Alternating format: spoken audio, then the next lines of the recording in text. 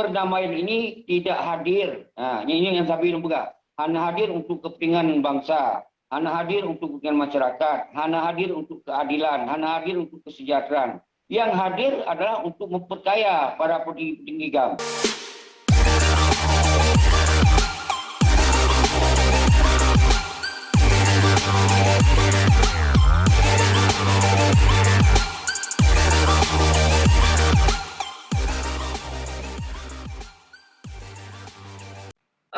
Saya juga mengikuti bahwa gini, Tengku. Ada beberapa kelompok memang tidak ingin perdamaian ini terjadi. Apakah kelompok itu masih ada sampai sekarang? Masih hidup? Sebetulnya nggak ada kelompok yang tidak setuju damai. Kita sudah melihat 16 tahun. Semua bangsa Aceh baik di dalam maupun di luar, mereka sudah sangat berdoa malah terjadi perdamaian. Tapi sekarang perjalanan perdamaian itu ternyata nggak seperti mereka harap. Itu yang saya bilang. Maka bukan atas nama kemudian kelompok-kelompok ini ada yang setuju, ada yang tidak setuju. Tapi setelah dilihat 16 tahun perdamaian ini, yang kaya para petinggi GAM 1-2. Dan ini kelompok-kelompok yang kaya ini. Justru masyarakat ini sudah menunggu kali lipreh 16 tahun. 16 tahun ternyata hanya mengangkat harkat martabat bangsa dan hanya berdasarkan dari cita-cita perjuangan dan cita-cita persuada. Jadi dua hal itu sama sekali jauh panggang daripada api. Jadi hanya lagi harapan. Jadi jangan bicara ada kelompok-kelompok yang tidak setuju perdamaian. Kenyataannya 16 tahun tidak ada gesekan apa-apa. Artinya ini ada semua orang setuju pada perdamaian. Ternyata dalam perjalanan perdamaian ini tidak hadir. Ini yang saya bilang juga. Hanya hadir untuk kepentingan bangsa, hanya hadir untuk kepentingan masyarakat, hanya hadir untuk keadilan, hanya hadir untuk kesejahteraan. Yang hadir adalah untuk memperkaya para petinggi GAM. Kemudian para petinggi GAM abai terhadap kepentingan Kobatan, TNA GAM, TNA ini abai. Hanya dipeduli siapa. Jadi ketika hanya dipeduli siapa, nyokon kelompok yang bangkit. Yang bangkit adalah bangsa yang merasa tidak hadir kepentingan bangsa tadi. Jadi jangan selalu mengkambing hitamkan kelompok-kelompok. Tidak ada istilah di Aceh itu kelompok-kelompok. Cuma cara bergerak mungkin berkelompok-kelompok. Karena memang kondisi di Aceh ini sekarang sedang dikuasai oleh para pengkhianat dan penjajah yang istilah saya.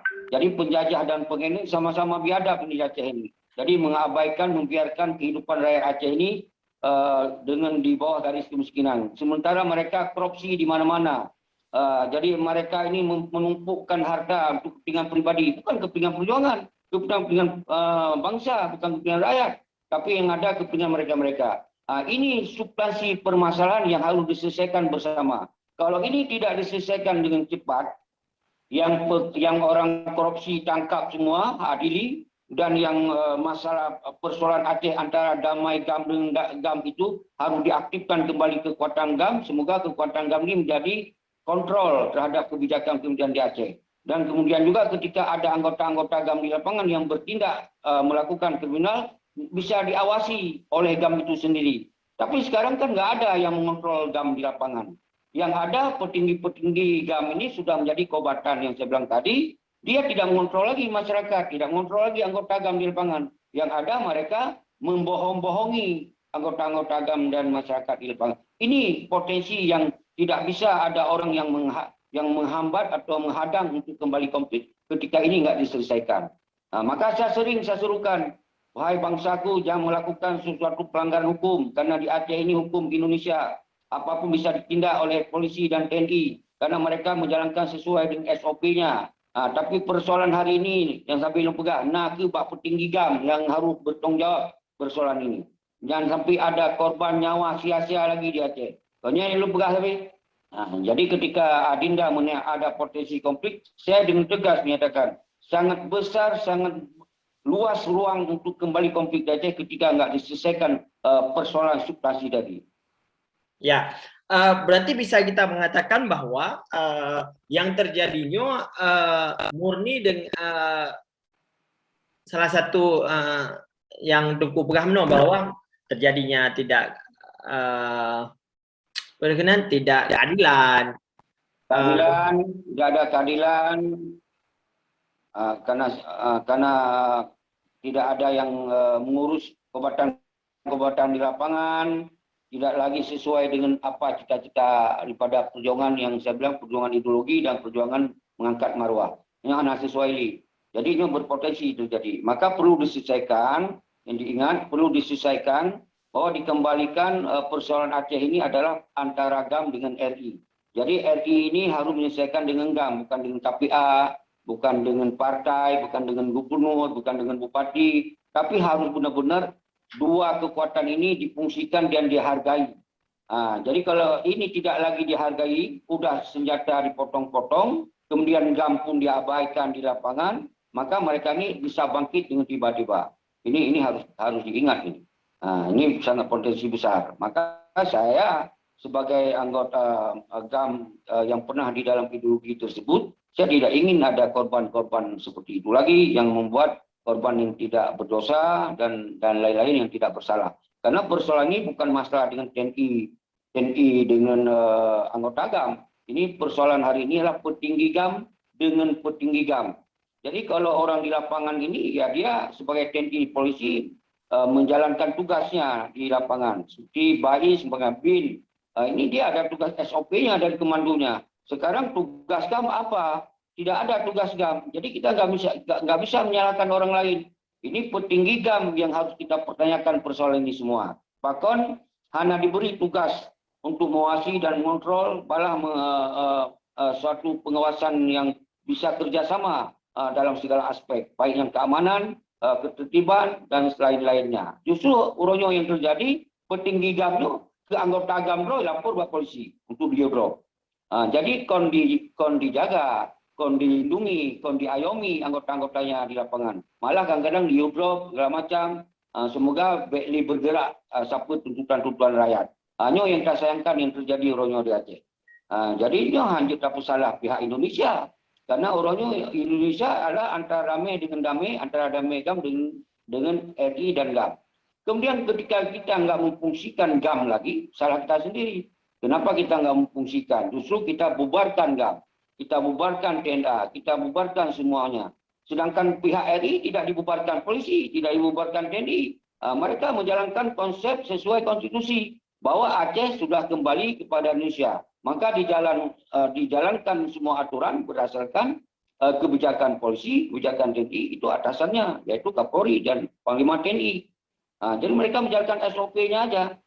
Jadi jangan lagi yang kita korbankan orang-orang di lapangan.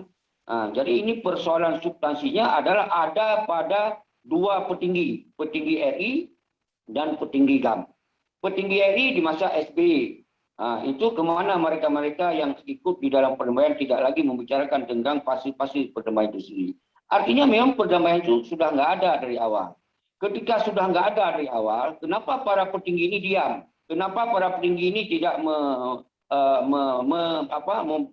mengklaim, artinya menyampaikan pendapat-pendapat bahwa menolak ketika GAM ini tidak diselesaikan dengan baik. Justru maka saya sebut mereka itu jadi pengkhianat. Karena mereka itu tidak lagi menjalankan amanah pada perjuangan itu sendiri.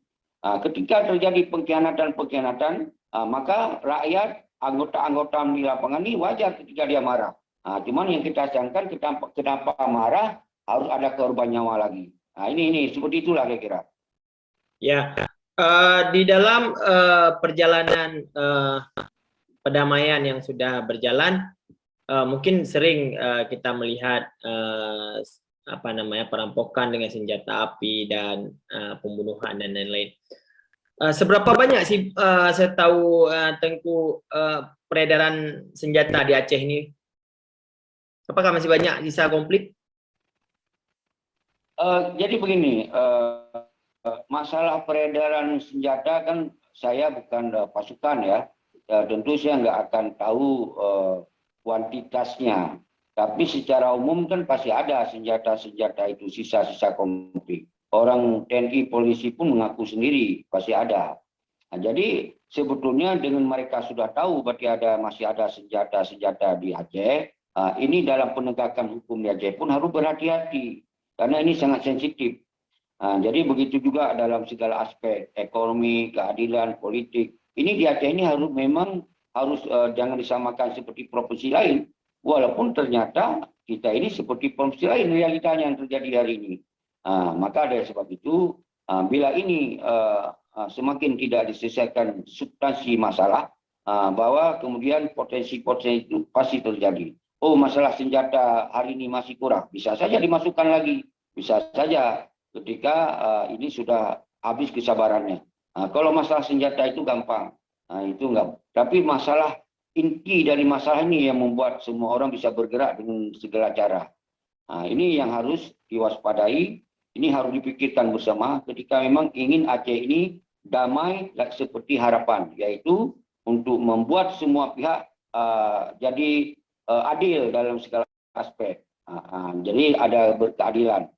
Ada berkeadilan artinya jangan sampai menumpuk-numpuk harta oleh petinggi-petinggi sepihak saja, sementara anggota-anggota agam nggak di open, hanya di open li, hanya di permuli, dipulih, lagi pulih hanya mano menang ju, analina. Jadi otomatis urung-urung lapangannya akan bersatu. Ketika rakyatnya bersatu, digerakkan kekuatan rakyat untuk menuntut semua, hancur aja, akan ambaradul. Ini masih kita berterima kasih kepada rakyat, masih bersabar. Artinya karakter orang Aceh ini hanya selalu ingin konflik selama-lamanya. Tapi orang Aceh pun ingin ada kedamaian. Tapi kedamaian yang bagaimana? Ketika kedamaian ini terjadi kesenjangan sosial yang sangat luar biasa, maka orang Aceh ini bukan untuk kepentingan pribadi karena mereka nggak punya uang, tapi demi untuk mengangkat harkat martabat bangsa Aceh secara menyeluruh. Walaupun diri kita sendiri nggak punya uang, tapi nggak ada masalah. Tapi ketika kita lihat saudara kita hidup merana, tidak berdaya, ini yang terangkat kita untuk kembali berjuang.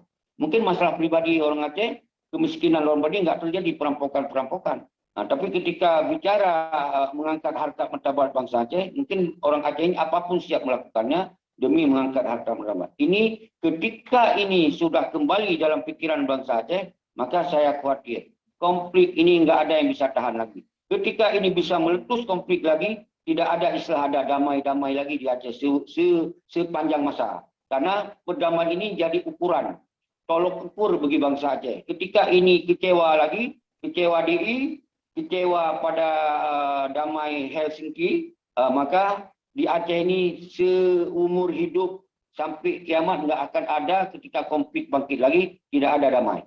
Ini harus dicamkan oleh para petinggi-petinggi.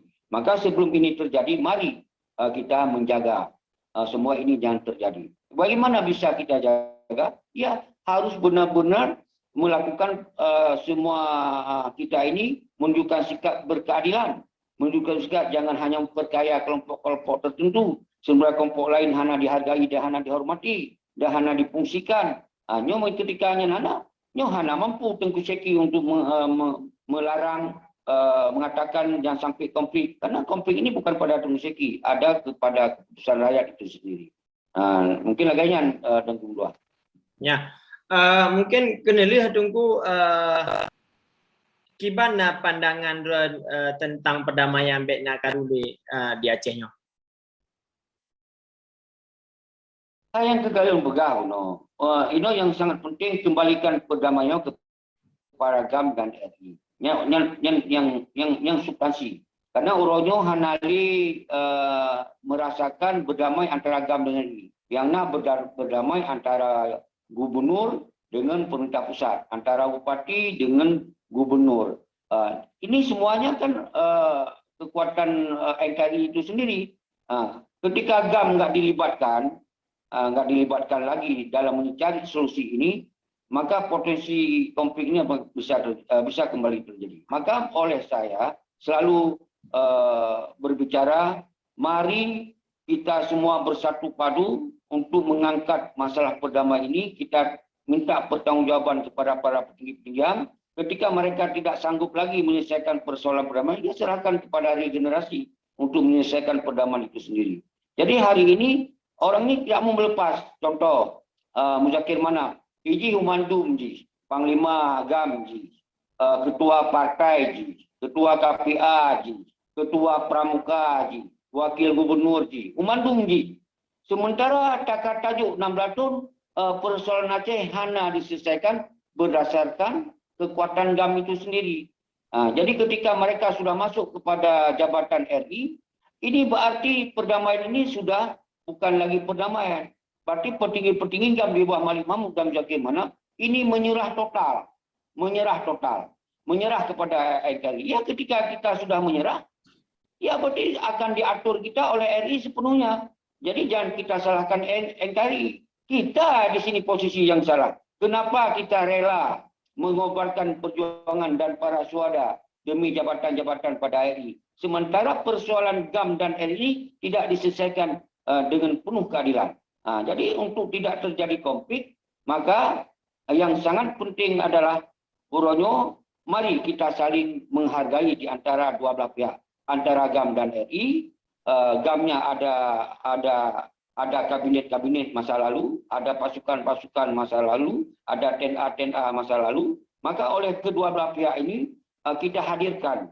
Pertama kita mencari solusi apa yang diinginkan oleh kedua belah pihak ini. Kita cari solusi dengan penyelesaian dialog-dialog, bukan membiarkan, bukan memperkaya para petinggi-petinggi beberapa orang.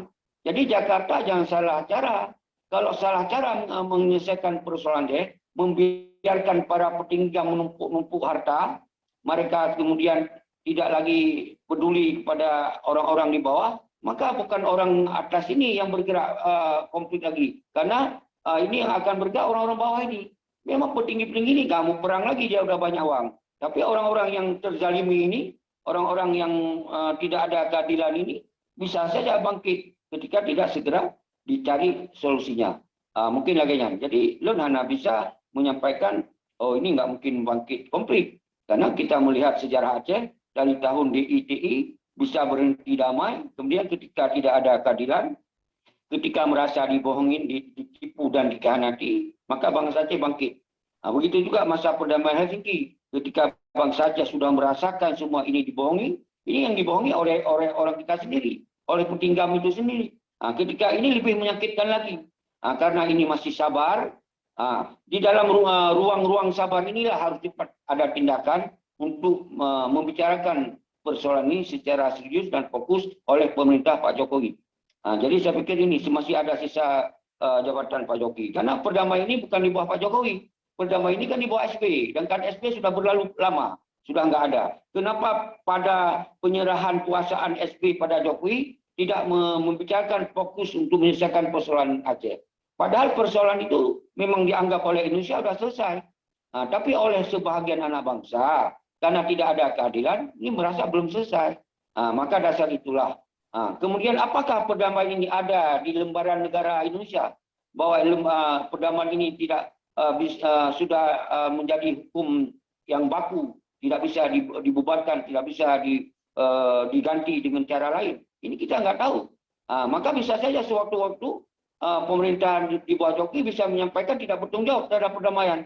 Karena perdamaian itu pun dari pihak GAM, kita lihat tidak ada juga rekomendasi dari Wali Tengku Hasan Mitiro. Sebetulnya Wali lah yang punya hak untuk membicara pendapat-pendapat setelah damai. Ternyata Wali tak pernah bersuara. Jadi Wali Negara Hasan Mitiro almarhum hanya pernah bersuara iban yang sebetulnya posisi damainya. Ini pun menjadi masalah bagi bangsa Aceh. Sebetulnya Malik Mahmud dan Zaqy Manaf menyampaikan di dalam lapangan apa yang sesungguhnya terjadi di Aceh. Disampaikan. Ternyata kurangnya sosialisasi. Ini juga persoalan. Hana transparansi. Ini juga persoalan. Hana keadilan. Ini juga persoalan. Maka apapun di Aceh berpotensi apapun bisa terjadi. Ketika nggak diselesaikan secara baik. Mungkin lagi yang tunggu. Ya, terima kasih Tengku Syeki atas pandangan dan wajangan Tengku Syeki terhadap kondisi Aceh. Terima kasih kabar bagi Luktub. Wabillahi taufiq wal hidayah. Assalamualaikum warahmatullahi wabarakatuh. Waalaikumsalam warahmatullahi wabarakatuh. Salam pemuliaan bangsa masuk ke dalam. Ya, terima kasih Tengku.